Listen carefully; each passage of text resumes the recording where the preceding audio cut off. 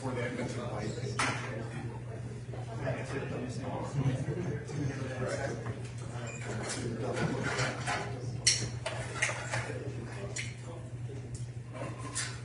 One, two, 1, 2, 3.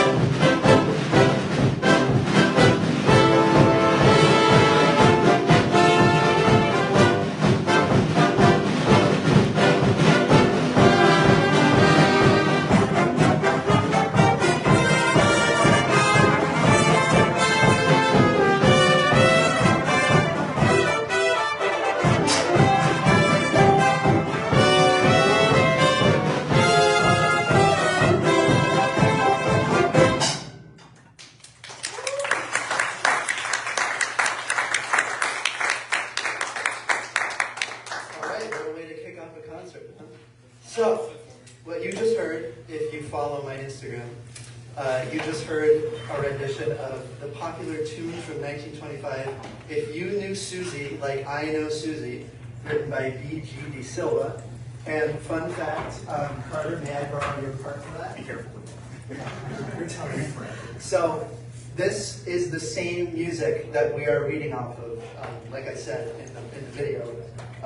These exact sheets of paper were read by the Eastman Concert Jazz Ensemble, which was the first jazz, dance, whatever orchestra that was formed at Eastman in 1924. And like Hyde's part, if I may borrow, I already put it in the back. There are actually pencil markings all over it.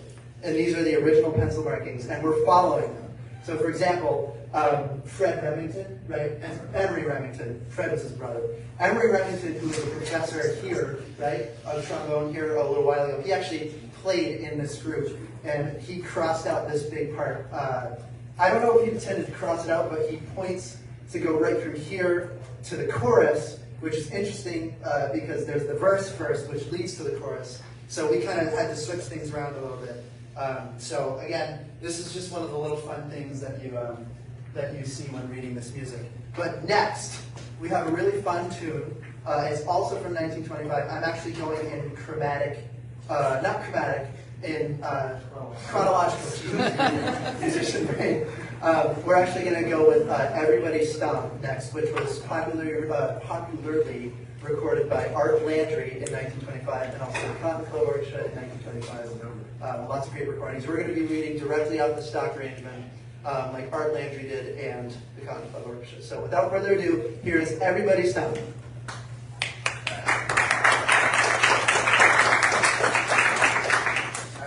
Here we go. 1, 2, 1, 2, 1, 2, 3.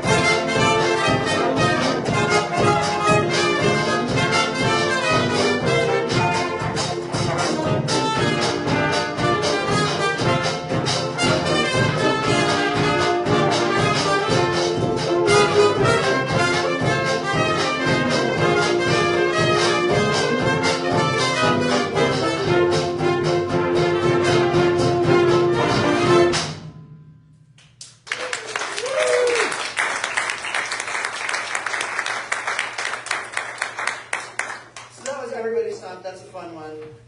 That actually follows a pretty common progression that was, I don't know how to describe it. So there was a very interesting progression that arrangers and composers started to do in the 20s, where they would actually have the 1, and then the 4, 7, back to the 1, 5, 1, which it's in a lot of arrangements such as Clap Hands, Here Comes Charlie, Everybody Stomp, and a few others.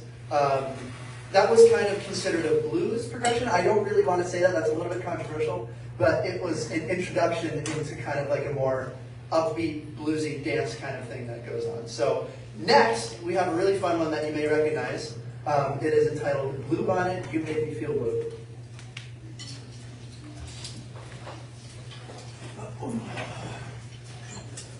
One, two, 1, 2, 1, 2, 3.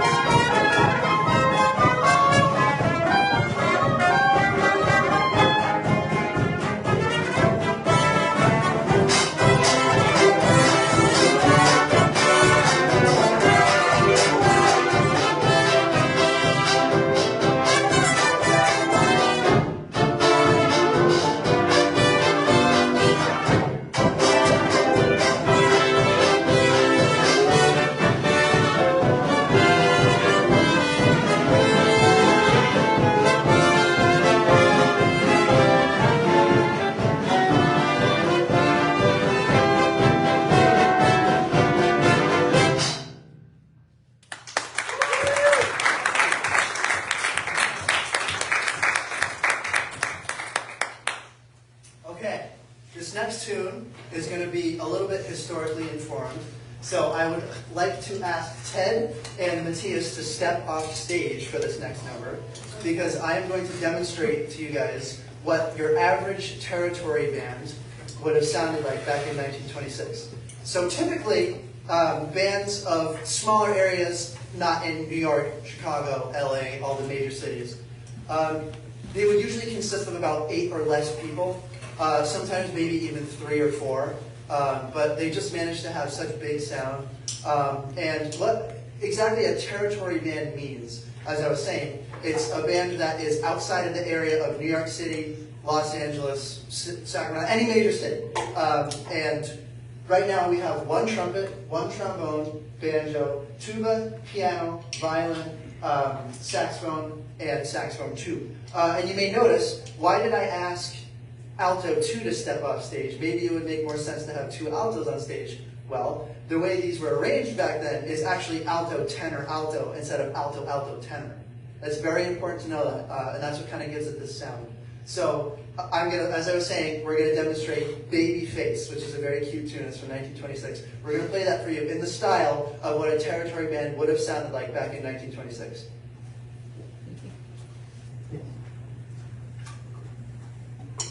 One, two, 1, 2, 3, 4.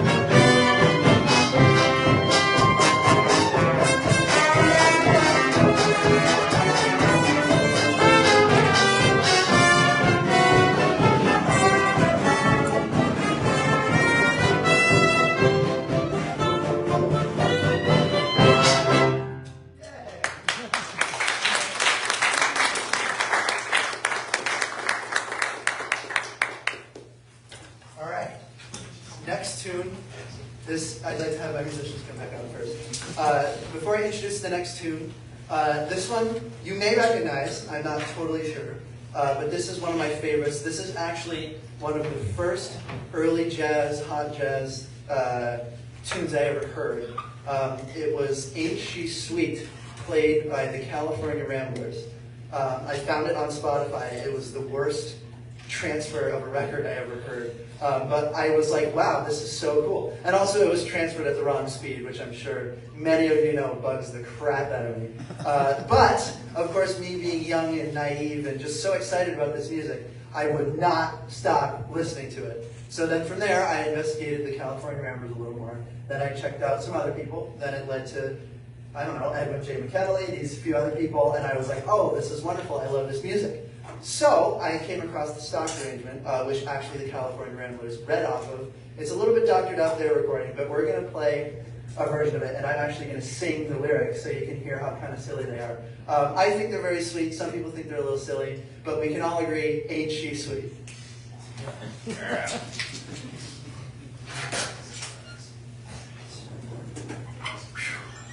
One, two, 1, 2, 1, 2, 3.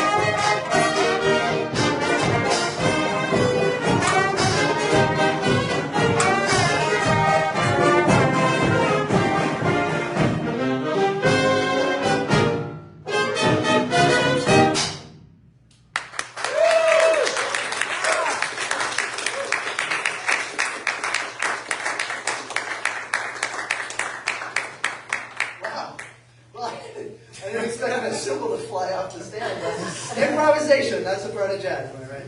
Okay, anyhow, next we have a really fun tune. I actually opened a box of records today that came in the mail.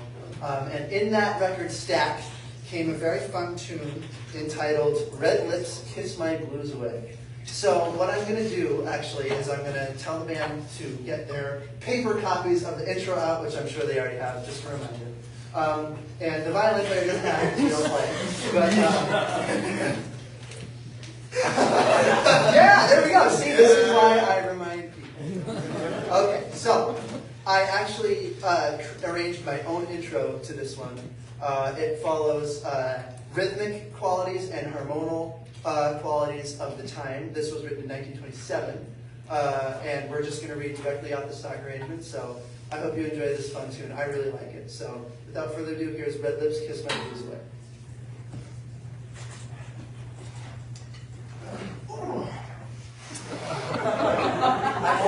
I'm 118 years old. Okay. Ready, guys? 1, 2, 3, 4.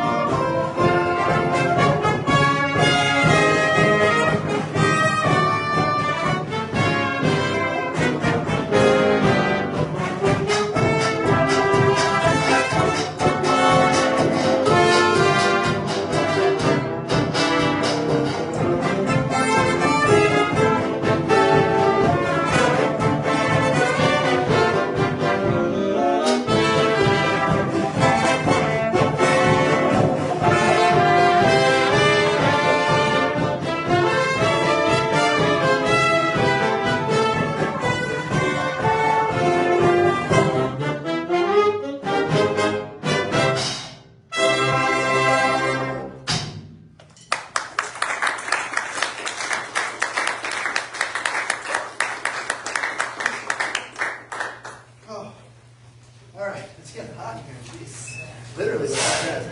Okay, so our next tune, we're going to slow things down for our last three tunes. This next one is called Some Sweet Day. And keep your eye out on a fun little trick that I'll do. But before that, I just kind of want to talk about my weird, freaky drum set that you guys are looking at. So this is what's known as a trap set, trap standing for contraption. And everything you see on it is from the 1920s or earlier. So for example, my bass drum is from about like 1925. My cymbal is from the 20s. That China tom right there is actually made in China. It's a ceremonial drum from about like 1920. And my snare drum is a 1924 Ludwig Universal snare drum with the cap skin head, by the way. The original skin heads are still on it. I also have a clanger cymbal behind there and a ratchet, which I just got today. Woo! And a woodblock cowbell. These are typically things that you would see on trap sets before 1926, because after that they were a few drum companies made these things known as trap tables, which usually were on the side, but they decided they could put them on the top of the bass drum, and they had temple blocks, which are really fun. They go like, they're kind of fun to mess around with. I actually have one, but I didn't bring it, and they would have two cymbal stands sticking right out to the right and left of the drummer. But I kind of like the way this looks. It looks more like old and kind of like what the heck is going on, you know. So but also, behind my trap set, I also am playing a 1924 Holton. Oh my god, I can't remember the model. I have so much information in this head. A Holton.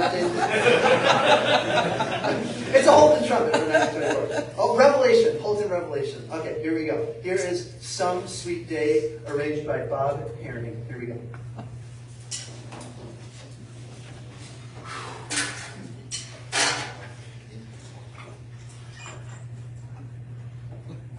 Ready? 1, 2, 1, 2, 1, 2, 3.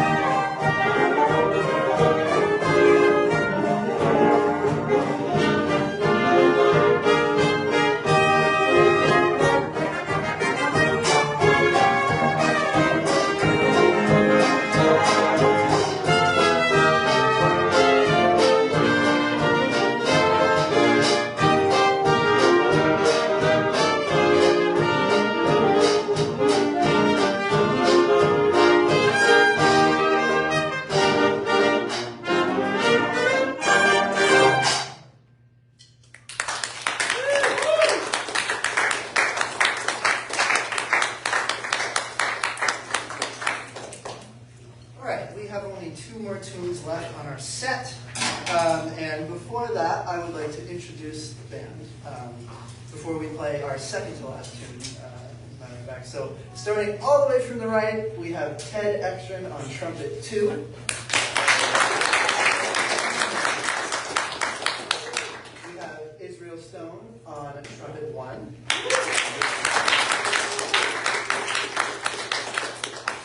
We have Hike, needs no introduction. Hike Martin.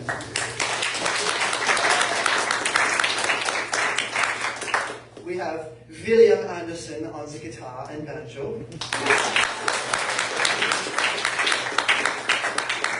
You're going to have to help me on your last name. What is it? Mave. Mave? Liliana Mave on the violin. Carter Bowman on the alto saxophone, 1. Doubling on baritone saxophone, soprano, and clarinet. He has the most instruments to play tonight, so give him an extra round of applause. It's very simple of musicians to do that back then. So next we have Ian Oliver on tenor saxophone and soprano saxophone. And finally we have Matthias Roth on the alto saxophone, 3. That's the horns. Then we're going to do the rhythm section. Don't worry. Matthias Roth. On piano, we have Misha Studenkov.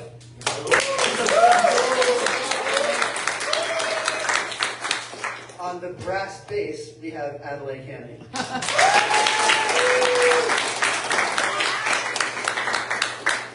And yours truly on the drums and trumpet.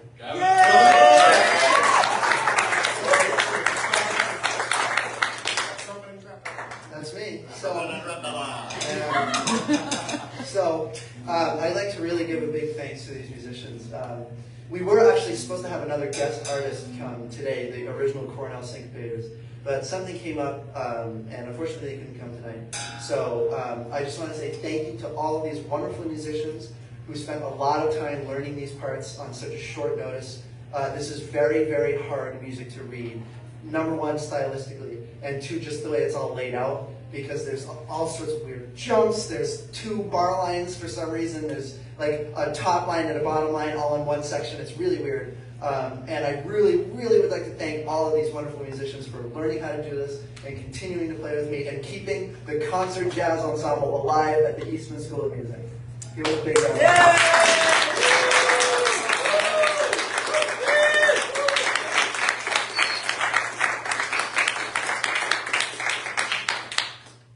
Our second to last tune we're going to play, you actually will recognize, but in a different style. I believe it's in a SpongeBob episode, right? Tiny Tim sings "Living in the Sunlight, Loving in the Moonlight." It kind of goes like, you know what I'm talking about? So we're going to play the actual stock arrangement of that. It sounds much better than that. You didn't tell me this was SpongeBob. It's actually in SpongeBob. SpongeBob are awesome. SpongeBob is awesome. Okay, anyway, so another fun fact, this microphone is actually from about 1925. It's either a modified telephone microphone or it is an original early Stromberg and Carlson radio microphone, which you're an enthusiast of microphones or Stromberg and Carlson in general. They were a Rochester, New York company.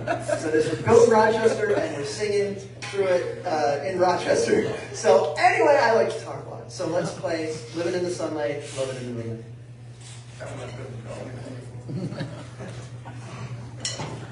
Oh, okay.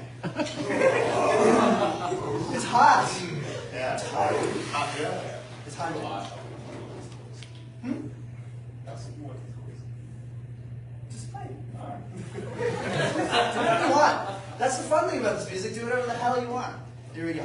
one string. I don't care. All right, here we go. We're going to do it a little slower than we did the rehearsal. Like 1, 2, like that. Yeah, here we go. 1, 2, 1, 2, 1, 2, 3.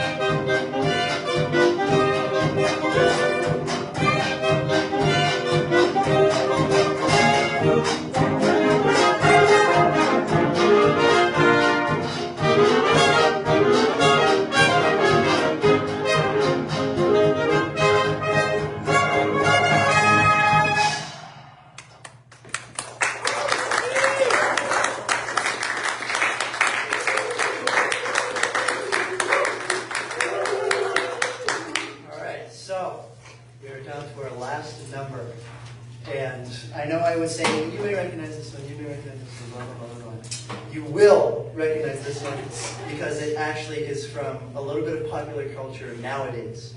I'm not going to tell you what the tune is, but maybe you'll figure out what it is by listening to the lyrics and maybe listening to the melody. So here is our last number, and we are the Eastman Concert Jazz Ensemble.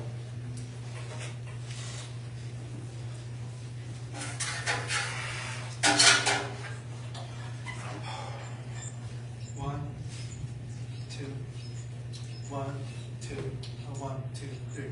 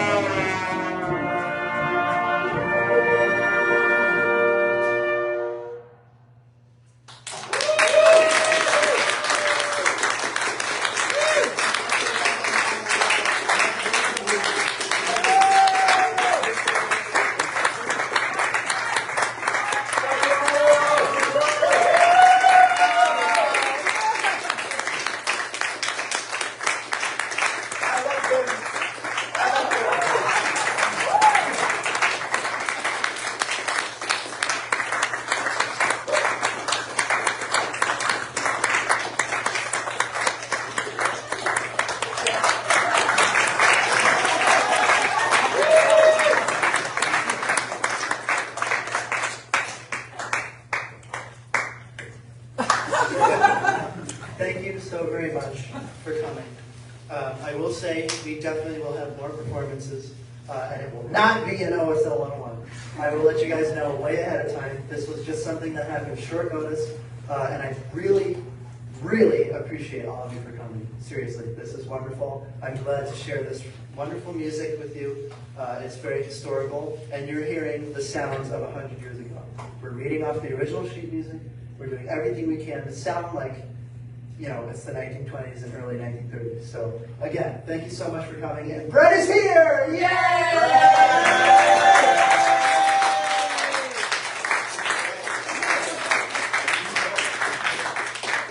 Hey, Brett, we just finished. What? Yeah. It's okay. Oh, gee. Oh, gee, Will, we're not. Oh, dang. I got rehearsal early. Darn it. Again, thanks for coming, and I really appreciate all my viewers on Facebook who are watching. I know I have a lot of friends on Facebook, and they really like this music too. So I'm sure they enjoyed it just as much as all of you did. So you are free to go, and I will let you guys know when we are. Dismiss. No, the bell doesn't dismiss y'all. I do. Thank you.